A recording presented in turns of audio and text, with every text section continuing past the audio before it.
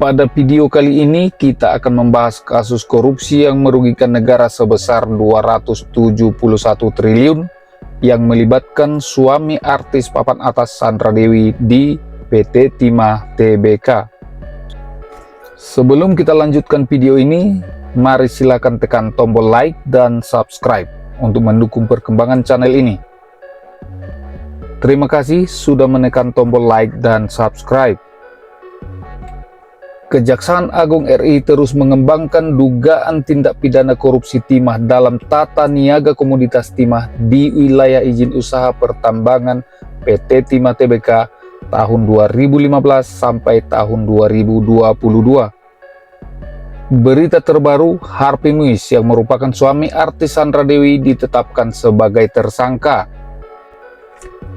Penetapan suami Sandra Dewi sebagai tersangka dalam kasus korupsi timah disampaikan Direktur Penyidik Jaksa Agung Muda Tindak Pidana Khusus Kejaksaan Agung Kuntadi kepada jurnalis di Jakarta Rabu 27 Maret 2024. Kuntadi lantas dicecar pertanyaan terkait berapa kerugian negara dalam kasus mega korupsi timah ini.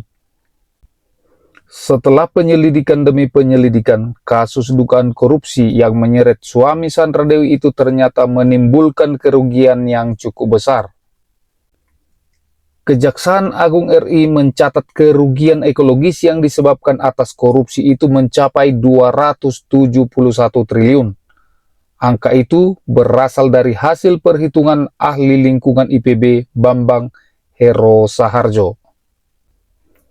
Berdasarkan keterangan ahli lingkungan sekaligus akademisi dari IPB Bambang Hero Saharjo, nilai kerugian ekologis atau kerusakan lingkungan yang ditimbulkan dalam perkara ini yaitu senilai 271 triliun 69 miliar 688 juta 18.700 rupiah, ujar Kuntadi dalam keterangan tertulis ditulis Kamis 28 Maret 2024. Pihak Kejaksaan Agung Republik Indonesia merespon pertanyaan soal penggeledahan rumah Harvey Muiz, suami Sandra Dewi, terkait pengembangan kasus korupsi timah.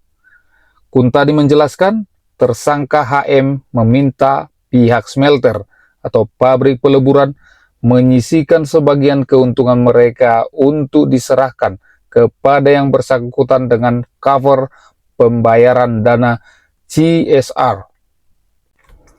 Adapun perbuatan yang disangkakan kepada tersangka HM diduga yang bersangkutan melanggar ketentuan pasal 2 ayat 1 dan pasal 3 jungto pasal 18 Undang-Undang Pemberantasan Tindak Pidana Korupsi jungto pasal 55 ayat 1 KUHP, urai Kuntadi.